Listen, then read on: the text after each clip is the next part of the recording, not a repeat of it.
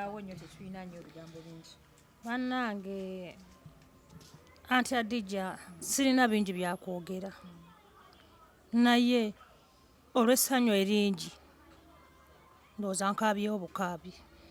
Mukyala munnanga nnyambye gwe sitamanyi tomanyi sikumanyi naye nfukamidde ku maviivi gange gano abiri nga nkweyanliza ddala barakala ufiku ala akuwe ky'osinga okwagala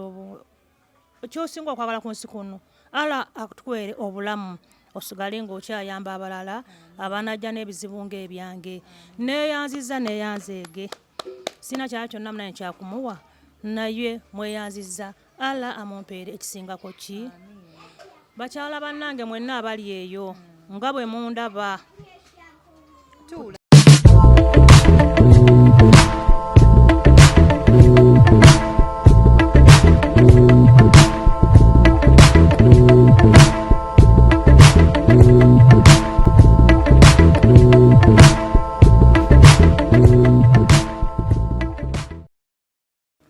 abalungi abali ku HK Media yenze Hadija Kigozi nabagamba nkola bigasa byokka.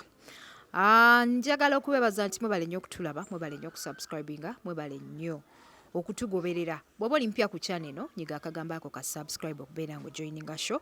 Bw'oba oli ku Facebook, ku Instagram, ku TikTok, ku Twitter beera ngo tufollowingako bulambalamba. Bagana bafa ba Roast Coffee Academy bakafulumu kubangula abaana ba baristas abamanyi be bateekamu omusaayi okulaba nga show etambula bulungi. Mukwano gwange Ruth Hoff genda subscribinge ku YouTube channel ebambi musubscribinge temunswaza musubscribinge ono omwana omuwala kyenjagala ku videos ze kimu nti akubuulira the inside details z'otamanyi oba z'otalootangako kutegeera. Abantu bangi batukwese ku ngeri gy'ofuna movies ekutwala e Bulaaya. Naye omuntu bw'avaayo n'ajja n'azibula ensi amaaso bambi mu following. So genda osubscribinge kuteerawo link yawo n'engipininga mu comment section giklikingeko ogenda otunuleko ku channel ye. Kuliko ebintu bingi bye weetaaga gwe ng'omuntu, gwe ng'omwami, gwe ng'omukyala, mpozi ate mmwe nga family. Njagala nnyo okwebaza abantu mwenna abawaayo ku channel yange obuyambi, financial help etuyambye nnyo. Bajjukiza nti tulina t-shirts ze tutunda jumpers, tutunda capes. Sente ezivaamu zituyambako okutambuza emirimu gya HK Media okutuuka ku bantu mu byalo gye babeera bali kubanga twakitegedde nti tetukyasobola kwemalirira ffekka.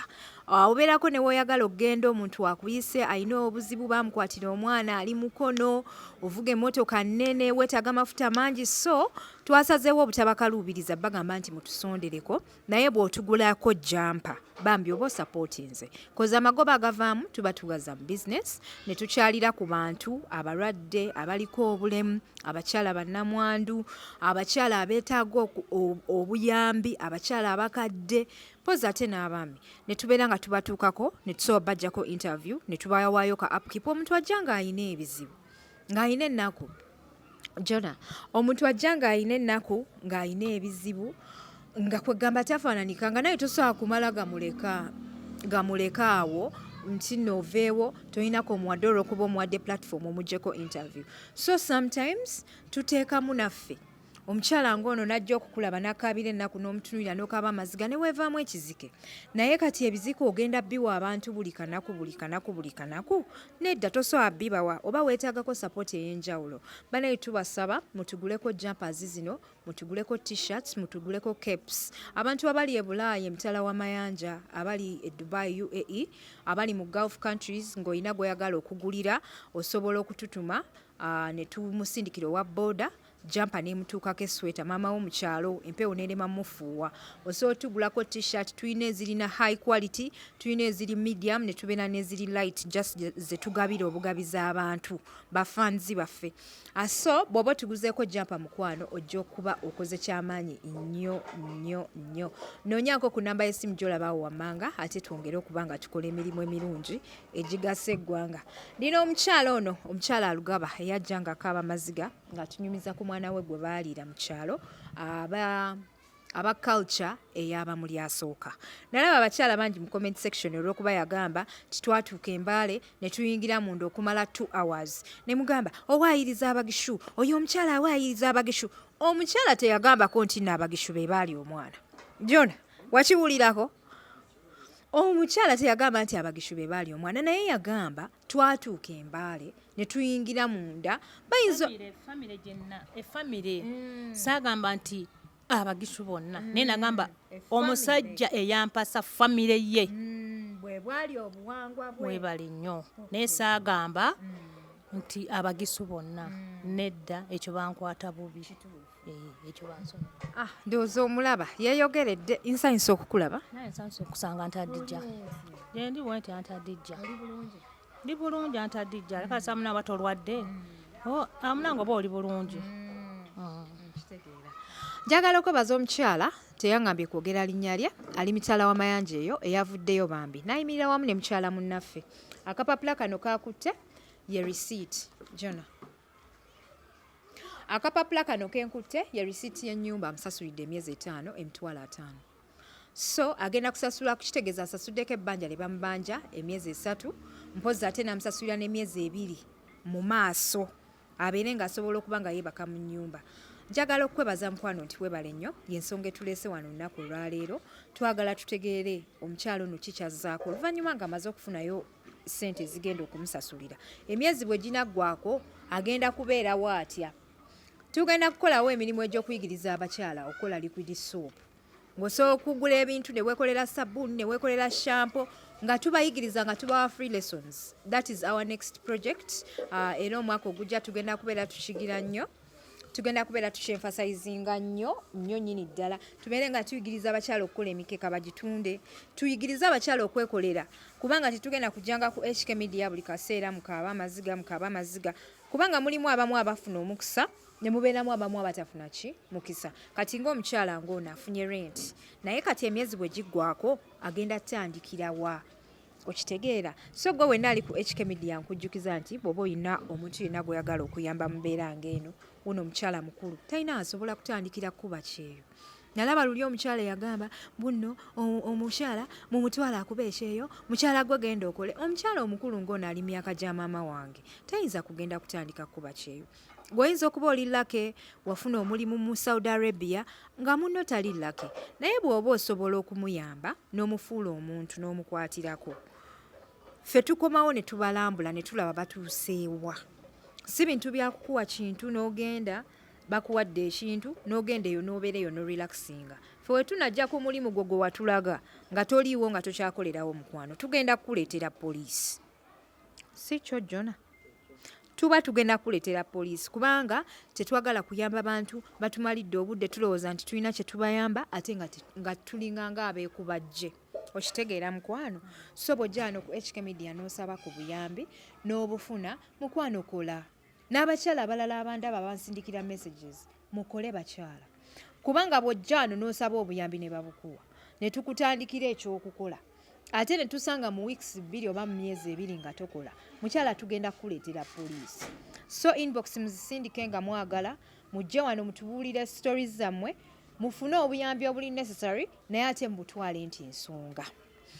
Omulamu ogutuleese olunaku olwaleero mukyala waliwo omukyala eyakuwadde ssente ezo n'aŋŋamba nti akusasulidde ezo ssente. So ng'omwami bwe tuzimuwadde risiiti byonna obirabye bulungi osobola omukyala okumwebaza kuba leero tetugenda kulaawo nnyo tetulina nnyo ebigambo bingi. Bannange anti Adija sirina bingi byakwogera naye olw'essanyu eringi ndowooza nkaabyeho obukaabi. Mukyala munnanga nnyambye gwe sitamanyi tomanyi sikumanyi naye nfukamidde ku maviivi gange gano 2 nga nkweyanliza ddala baraka laufi ala akuwe kyosinga okwagala ku nsi kuno ala akutukwere obulamu osigale ng'okyayamba abalala abanajja n'ebizibu ng'ebyange neeyanziza neeyanzeege sina kyala kyonna munaye kyakumuwa naye mweyanziza ala amumpeere ekisingako ki. Bakyala bannange mwenna abali eyo nga bwe mundaba TV eno bakyala bannange nga bwe mundaba wano ne anti Adija mwenna abalina ebizibu abali eyo abeekwese banandaba atya ku TV biki era mujja kusigala nga muli bwe mutyo. Vaayo oyogere ensonga yo nti munnange ndi bwenti ne bwenti naawe osobola okufuna obuyambi. Nga nze wamunda wange bwe najja nga nkaaba nfunye omuzira kisa ala amumpeera obuwangaazi. Tamanyi simumanyi naye asobodde okunsasulira rent y'ennyumba emyezi 5. Bannange ala amumpeere tasobola okwagala obulungi.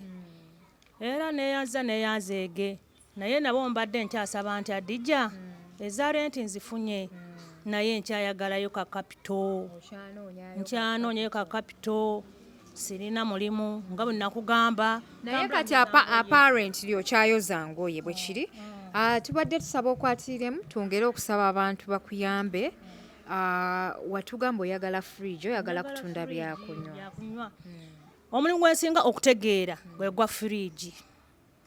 Singa mba nfunye fridge ne ka kapita akatono mba ntandika ekyokukola. Oyina ekifo already? Okolera okunjuza. Ekifo nso kifuna. Nabwo okifuna kyangu nnyo ng'olina rent yaakyo. Naye oba tolina rent yaakyo nso giteekaawo. Tosobola kugira ka fridge ng'okateekaawo mu kazigo ko. Nkateekawo. Ebintu bwe mba nfunya akafridge nteekawo ewange ne ntandikira okwo. Nenso okusupplyinga kuba neighbors abali okumpi awo.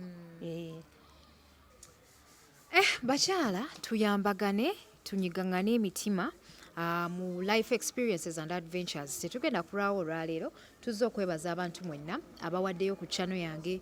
Omwami eyatututte mu ddwaliro n'omuwala gwe naleeta juzi omulwadde wa siriimu tukwebaliza ddala. Twabadde ku LMK lab eri very expensive. Twasasudde ssente mpitirivu nnyo. Njagala okwebaza mukwano nti thank you so much. Abakyala bangi muvuddeyo ne mujja ne musupportinga abakyala ku channel kuno. Ninako omukyala eyasupportinga omukyala Namwandu n'amukolera business kati asiika chips. Njagala omwezi guno Jona tugende omukyala oyo tumulambuleko tulabe wa watuuse n'omudaala gwo gwa chips.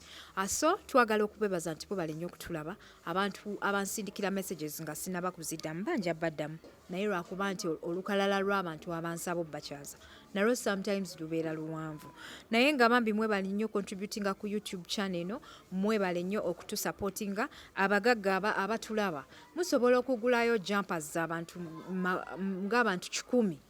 N'ogulirayo abantu jumpers abantu nga 100. Sente ze zivaamu tuzikozesa mu mirimu gya channel okukyaza abakyala nga bano. Omukyalira n'omulekerayo ne ka upkeep. Ovuga amafuta n'omusanga waali.